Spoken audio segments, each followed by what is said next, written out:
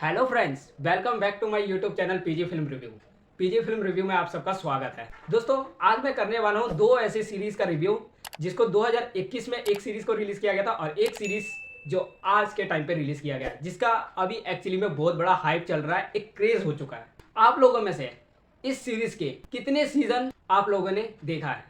क्योंकि सीजन 4 को देखने से पहले आपको सीजन 1 to 3 ये तीन सीरीज को देखना बहुत जरूरी है। क्यों?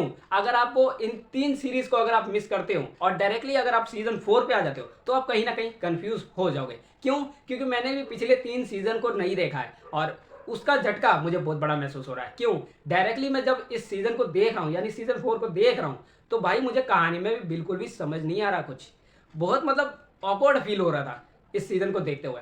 फिर मुझे एक्चुअली में तीनों सीजन को देखना पड़ा मजबूरी में, और उन तीनों सीजन को देखने के बाद आज मैं जाके सीजन 4 को देखता हूं और तब जाके मुझे समझ में आती है इसकी पूरी स्टोरी। तो देखो यार, इसकी स्टोरी एकदम सिंपल सी है, लेकिन सिंपल स्टोरी में भी एक बहुत बड़ा हाइप है और बहुत बड़ा क्रेज है। क्यों क्यों है इस चीज को लेके क्रेज क्यों बना हुआ है यार? ट्विटर, इंस्टाग्राम, हर जगह पे स्ट्रेंजर थिंग को लेके एक बहुत बड़ा सवाल है। मैं बताता हूं आपको आखिर ये है क्या। तो सीजन 3 में हमें कुछ मॉन्स्टर देखने को मिल जाते हैं और उनका मुकाबला करते हैं कुछ बच्चे। तो देखो भाई, वो स्टोरी वहां पे खत्म हो जाती है और यहाँ की जो स्टोरी है एकदम अलग है। पिछले सीजन से इस सीजन का कोई लेना देना नहीं है। हाँ कि कुछ कुछ स्टोरी जो है कहीं ना कहीं से कनेक्ट किया हुआ है।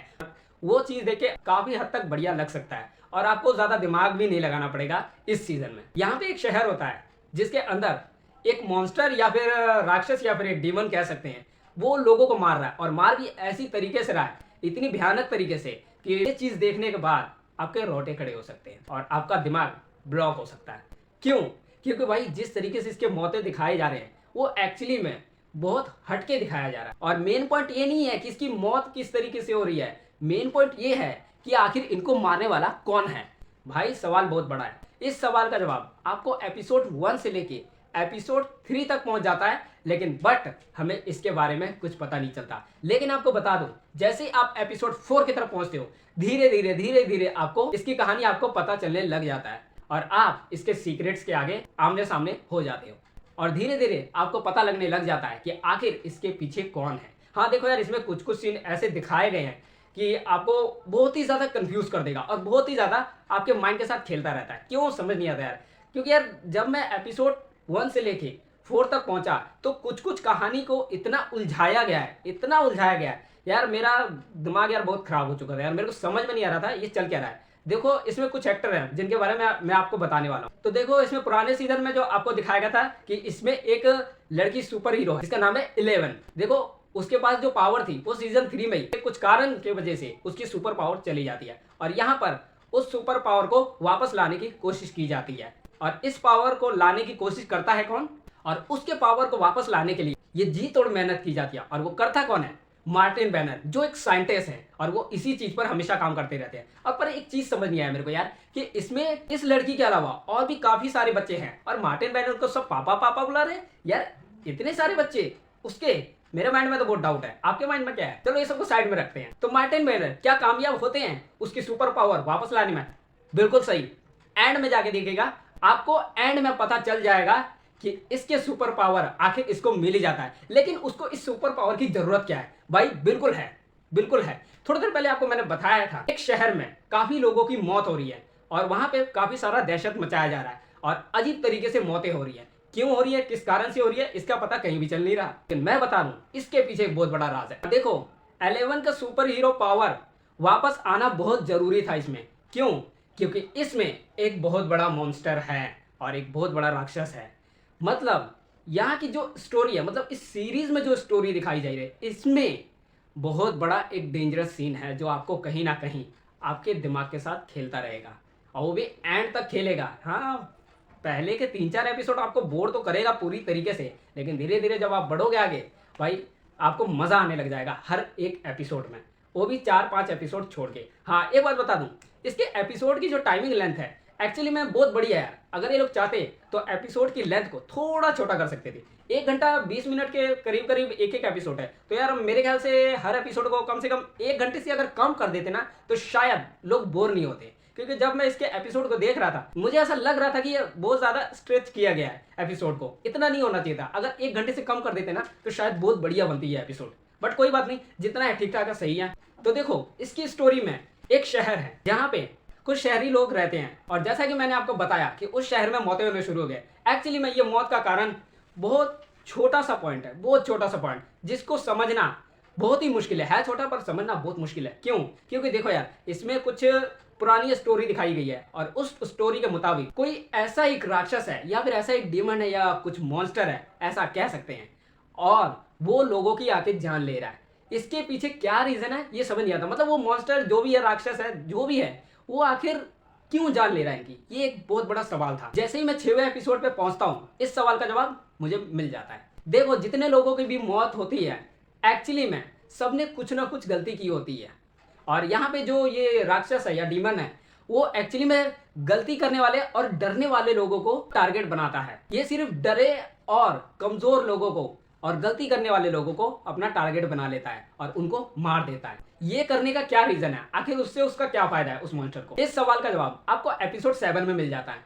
और देखो यार, इसमें ना 11 के साथ उनके कुछ दोस्त भी दिखाए जाते हैं जो कि बहुत ही ज्यादा इंटेलिजेंट और बहुत ही ज्यादा ताकतवर, बहुत ही ज्यादा होशियार है, और इस काम में 11 का साथ देने के लिए वो पूरी जी जान से लगा देते हैं। लेकिन यहाँ पे वो एक साथ तो बिल्कुल नहीं हो पाते, इन सबको एक दूसरे से अलग कर दिया जाता है। देखो इसमें 11 का ब्रदर है माइक विलर, वो अपने शहर से बाहर रहता है, वो अपनी बहन से काफी लॉन्ग टाइम तक दूर रहता है। और देखो इसमें एक जॉयस बायर्स की भी नाम की एक लड़की रहती है जिसकी हरकतें एकदम मर्दों की तरह है, ठीक है, और वो किसी भी मुसीबत से लड़ने के लिए एनी टाइम खड़े रहती है, मुसीबत से वो डट के सामना करती है। और यहाँ पर भी इस सीरीज के अंदर आपको वो लड़ते हुए दिखेगी एकदम डट के, चाहे मॉन्स्टर हो या भूत या इंसान, क्या फर्क पड़ता है भाई, वो लड़ने के लिए हमेशा तैयार है। और देखो इसमें जो जिम हैपर है उस बंदे की स्टोरी इन सब से ना अलग रखी गई है। क्यों मुझे समझ नहीं आया, क्योंकि पिछले सीजन में तो इसको यार दिखाया गया था कि ये एक साथ थे, और इस सीजन में आके उसको अलग कर दिया गया, समझ नहीं आया यार। लेकिन इसको यहाँ से हटा के सीधा रशिया शिफ्ट कर दिया जाता है इसकी स्टोरी को। मतलब कुछ बात है, इस सीजन के पार्ट 1 में हमें इसका जवाब नहीं मिलता, बट हमें शायद पार्ट 2 में इसका जवाब मिल जाएगा। और इसकी स्टोरी उन बच्चों की स्टोरी से कनेक्ट नहीं हो रही कहीं से भी। काफी टाइम से मैं इसके बारे में सोच रहा था इसके सीरीज को देखते हुए, बट नहीं यार, इसकी स्टोरी कनेक्ट ही नहीं हो रही यार। डस्टिन हेंडरसन, इसके बारे में तो आप जानते होंगे, ये बंदा इस सीरीज में एक मास्टरमाइंड और एक बहुत ज्यादा इंटेलिजेंट लड़का है। ये हर चीज को बड़ी आसानी से सॉल्व कर लेता है, हर चीज को सॉल्व करने में मास्टर है ये बंदा यार। और ये लौंडा ना दूसरी दुनिया का दरवाजा भी ढूंढ लेता है इस सीरीज के अंदर। और ये देखो लुकास सिंक्लेयर्स, इस बंदे को तो यार आप साइड में रखो, क्योंकि ये बंदा इस सीरीज में कुछ नहीं कर रहा है। क्यों? इसको सिर्फ घूमना है, वो भी किसके साथ? पावरफुल बंदे के साथ। मतलब ये इस सीरीज में खुद तो कुछ नहीं कर रहा। अब बात करते हैं नैन्सी व्हीलर। देखो ये नैन्सी व्हीलर एक न्यूज रिपोर्टर है जिसको मीडियागिरी करने का बहुत शौक है, और इस सीरीज में इसकी मीडियागिरी काफी ज्यादा काम आ जाती है, और काफी हद तक ये लड़की इस केस को सॉल्व करने में कामयाब हो जाती है। और देखो यार, इसमें एक स्टूडेंट है जो कॉलेज का लीडर बना घूमता है, जोनाथन बायर। ये बंदा पूरे कॉलेज का लीडर है और हर कोई इससे दोस्ती करना चाहता है और हर कोई इसके गैंग में शामिल होना चाहता है। पर ये बंदा दिमाग से थोड़ा पैदल है। क्यों? क्योंकि भाई इसको इतनी सी बात समझ में नहीं आती। ये जो जाने जा रही है इसको लगता है कि ये एक इंसान का काम हो सकता है। इसको थोड़ी सी भी समझ नहीं है कि भाई ऐसे कोई इंसान जान नहीं ले सकता, और इसको समझाना नामुमकिन है। स्टीव रेंटस, ये बंदा एक कैसेट की शॉप चलाता है और ये अपनी गर्लफ्रेंड के लिए कुछ भी कर सकता है, और यहाँ पर ये इस मुसीबत पे टूट पड़ता है, जबकि इसका इस चीज से कोई लेना देना नहीं है। इसको तो अपने शॉप पे बैठना चाहिए था, बट नहीं, इसको भी खुजली मची होती है इस दुनिया को बचाने के लिए, इस देश को बचाने के लिए। और देखो इस पूरी स्टोरी का जो मास्टरमाइंड है वो है विल वायर्स। इसमें जो स्टोरी दिखाई जाती है फर्स्ट हाफ में आपको ऐसा लगेगा एक्चुअली में ये एक ना नेचर से बनी हुई शक्ति है और पावर है। मतलब है तो नेचुरल पावर ही, नेचर से ही बना हुआ है, लेकिन ये किसी इंसान के अंदर है, और वो इंसान है विल वायर्स। ये बंदा अपने बचपन में, इस बंदे के अंदर इसके बचपन में ही काफी सारी शक्ति मिल जाती है, और इसके माँ बाप को बिल्कुल भी खबर नहीं होता। और आपको एक बता दूं, उस टाइम पर ये अपने माँ बाप की जान ले लेता है, और इसके माँ बाप को लगता है कि इसके घर पे एक बुरी शक्ति का साया है। लेकिन इसकी स्टोरी को आगे बढ़ाते बढ़ाते ये बहुत ज्यादा आगे ले आते हैं, और इस सीजन में आगे दिखाया जाता है कि एक्चुअली में ये मर्डर्स कौन कर रहा है, और इस मर्डर की साजिश करने वाला यही है। और इस सीरीज के डायरेक्टर है रोज डफर और मैट डफर। अरे मैं तुमको डफर नहीं बोल रहा हूँ, इस सीरीज के डायरेक्टर का नाम है डफर डफर। और देखो ये सीजन यहीं पे अभी खत्म नहीं हुआ है, ये तो अभी सिर्फ इस सीजन का पार्ट 1 है। एक्चुअली में इसका पार्ट 2 भी आने वाला है कुछ दिनों में ही। अब हालांकि अनाउंस नहीं किया गया है कि इसका पार्ट 2 कब तक आएगा, बट कभी भी आ सकता है, इस महीने के अंदर आ सकता है या फिर अगले महीने में, बट आएगा जरूर, क्योंकि इसकी स्टोरी को यहाँ पे होल्ड करके रख दिया गया है। तो दूसरे नंबर पे जो हमारी सीरीज है 2021 में रिलीज हुई, द बोर्डिंग स्कूल लास कम्ब्रेस। और देखो ये एक स्पेनिश सीरीज है जिसका ओरिजिनल नेम है एल ट्रोनाडो। और इस सीरीज में जो स्टोरी दिखाई जाती है, एक्चुअली में आपको ऐसा कहीं ना कहीं लगेगा कि ये सीरीज बॉलीवुड के किसी सीरीज से मिलता जुलता हुआ है। आपने कैंडी सीरीज तो देखी होगी, 2020 में रिलीज हुई थी। ये इसकी स्टोरी थोड़ी थोड़ी आपको वहां से मिक्स मैच दिखेगी। मुझे ऐसा बहुत खटका कि हाँ भाई कि ये सीरीज मुझे थोड़ा सा तो मिक्स मैच लग रहा है। क्यों? क्योंकि इसमें जो स्टोरी दिखाई गई है, एक नकाबपोश कौवे की स्टोरी दिखाई जा रही है, और यही चीज मुझे वहां पे भी सेम देखने को मिला था, और यहाँ पर भी मुझे वही चीज देखने को मिलता है। बट यहाँ की स्टोरी थोड़ी अलग है। यहाँ पे कुछ स्टूडेंट्स बोर्डिंग स्कूल में थे, यानी हॉस्टल में, और इस हॉस्टल में ऐसा है जहाँ पे आप एक दिन भी जीना नहीं चाहोगे। आपका दिल ऐसा करेगा कि इस स्कूल को आग लगा के भाग जाए। आपके स्कूल में कितने स्ट्रिक्ट रूल हो सकते हैं बताइए मुझे। लेकिन इस सीरीज को देखने के बाद आपके अंदर ना खून खौलने लगेगा, इतने स्ट्रिक्ट रूल देख के। अगर आपके कॉलेज में अगर ऐसे स्ट्रिक्ट रूल हो तो मैं गारंटी दे रहा हूँ आपका खून तो खोलेगा ही। इसमें एक लड़की दिखाई जाती है अमाया टोरेस। उसकी हरकतें चाल चलन कुछ ठीक नहीं है, कुछ अलग टाइप की लड़की है, किसी से भी कहीं भी पंगे ले लेती है और बहुत डेयरिंग बाज है यार। और इसके कुछ फ्रेंड्स भी हैं जो दिल के तो काफी अच्छे हैं, लेकिन कहाँ तक ये कहना मुश्किल है भैया। जैसे एक फ्रेंड्स अचानक से गायब हो जाता है। कैसे? आइए बताता हूँ। एक्चुअली में इनको मस्ती करने के लिए अपने स्कूल से बाहर जाना होता है, लेकिन एक दिन ये फैसला कर लेते हैं हमें इस स्कूल से आज़ाद होना है। क्यों? वो अपने इस स्कूल से, इस हॉस्टल से इतना ज़्यादा परेशान हो जाते हैं, इतने ज़्यादा एडिटेट हो जाते हैं कि क्या ही बताएं भाई, उनको भागने पे मजबूर होना ही पड़ता है। और एक्चुअली में वो कामयाब हो भी जाते हैं, लेकिन इस कामयाबी का कोई फ़ायदा नहीं होता। क्यों? क्योंकि भाई वो बाहर तो चले जाते हैं, लेकिन वापस से उनको अंदर ही आना पड़ता है। और जिसमें से 3 लोग जाते हैं, लेकिन एक बाहर ही रह जाता है, और उसका ऐसा अता पता लापता होता है कि वो दोबारा मिलता नहीं। क्यों? क्योंकि जो मैंने आपको थोड़ी देर पहले बताया, नकाबपोश कौवा, ये क्या है? एक्चुअली में इसमें दिखाया जा रहा है कि वो एक मॉन्स्टर है, एक राक्षस है।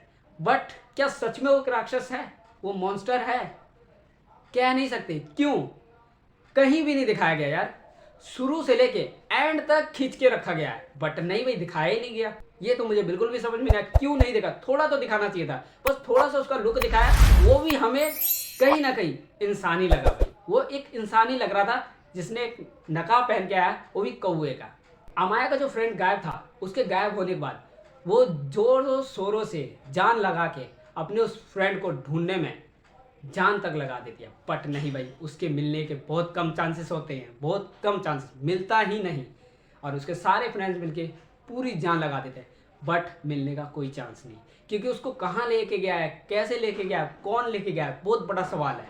ये एक मिस्ट्री बन के रह जाता है इस सीरीज के अंदर। और देखो, हर हॉस्टल में एक सिक्योरिटी टीम जरूर रखा जाता है, उस पर देख रेख के लिए और उस पर ध्यान रखने के लिए। और यहाँ पर भी इस सीरीज के अंदर एक सिक्योरिटी गार्ड रखा गया है। लेकिन और इस सीरीज में जो सिक्योरिटी गार्ड रखा गया है, वो एक्चुअली में सिक्योरिटी गार्ड नहीं है, एक हैवान दरिंदा है। क्यों? क्योंकि जितने स्ट्रिक्ट रूल इस हॉस्टल में बनाए गए हैं, एक्चुअली में ऐसा रूल तो रियलिटी में भी कहीं नहीं है। और जिस तरीके से ये ट्रीट करता है, ये पनिशमेंट देता है ये बंदा, एक्चुअली में आपने किसी सीरीज में शायद ही ऐसा देखा होगा। अगर किसी ने कोई गलती की तो स्टूडेंट को जेल में डाल दिया जाता है। इनके पास अपना एक जेल है, अगर छोटी सी भी गलती हो जाए तो आपको जेल में उठा के डाल देंगे। अब सोचिए कि मतलब हॉस्टल के अंदर जेल क्या माजरा है, आप ऐसा सोचोगे, बट है भाई बहुत बड़ा माजरा है। यहाँ पे पनिशमेंट बहुत तगड़ी मिलती है। और ये जो सिक्योरिटी गार्ड है, ये एक्चुअली में सिर्फ सिक्योरिटी के लिए नहीं रखा गया, पनिशमेंट देने के लिए रखा गया। आप छोटी सी भी गलती करोगे तो उसकी पनिशमेंट बहुत बड़ी हो सकती है, इससे आप शायद डिप्रेशन में भी जा सकते हो। और ये बंदा एक नंबर का हरामखोर है। और देखो, इस सीरीज के अंदर एक म्यूजिक टीचर भी दिखाया जाता है। शुरू में लगता है कि ये बंदा बहुत इनोसेंट होगा, बहुत अच्छा बंदा होगा, बहुत जंकी लगता है वो बंदा यार। लेकिन एपिसोड जब एंड तक पहुंच जाता है, तब हमें वहां पे दिखाया जाता है कि एक्चुअली में नकाबपोश कौवा कौन हो सकता है, वो राक्षस कौन हो सकता है। एक्चुअली में वहां पर भी खोल के नहीं दिखाया गया है, बट कहीं ना कहीं हमें ऐसा थोड़ा सा लगता है कि ये बंदा उस जगह से कनेक्ट है। बिल्कुल लगता है कनेक्ट है। क्यों? क्योंकि इन्होंने यार जिक्र किया था कि जो भी नकाबपोश कौवा है एक्चुअली में एक पुरानी जाति का कोई राक्षस है, जो भी है उनका एक अपना एक मार्क बना होता था, चाहे गर्दन में बोलिए या हाथे में एक निशान होता था पुराने टाइम पर से। और यहाँ पर एंड में दिखाया जाता है कि उस बंदे के गर्दन पे एक टैटू है और वो टैटू उस राक्षस से ही लेना देना है। तो इस सीरीज में ना हमें अमाया का फ्रेंड देखने को मिलता है जो कि गायब हो चुका होता है, और भी कुछ लोगों की मौत हो जाती है, उनके बारे में भी कुछ भी इंफॉर्मेशन नहीं मिलती कि कौन था उनको मारने वाला और कहाँ से आया था। तो इस सीजन में बिल्कुल भी हमें नहीं पता चलता। हो सकता है हमें सीजन 2 में इसके बारे में बहुत कुछ देखने को मिल जाए और बहुत इंटरेस्टिंग चीज़ देखने को मिले, और ये भी पता चल जाए कि वो राक्षस था या फिर कुछ और देखो इस सीरीज के डायरेक्टर हैं एसियर एंडोजा और लौरा बेलोसा। गाली नहीं दे रहा हूं भाई, नाम है। तो दोस्तों आज के इस वीडियो को यहीं पे खत्म करते हैं, लेकिन अगर ये वीडियो आपको अच्छी लगी हो तो भाई एक बार वीडियो को लाइक कर देना और चैनल को सब्सक्राइब करके जरूर जाना और बेल आइकन जरूर टाइप करना ताकि हमारी हर नई वीडियो आप तक पहुंचते रहे।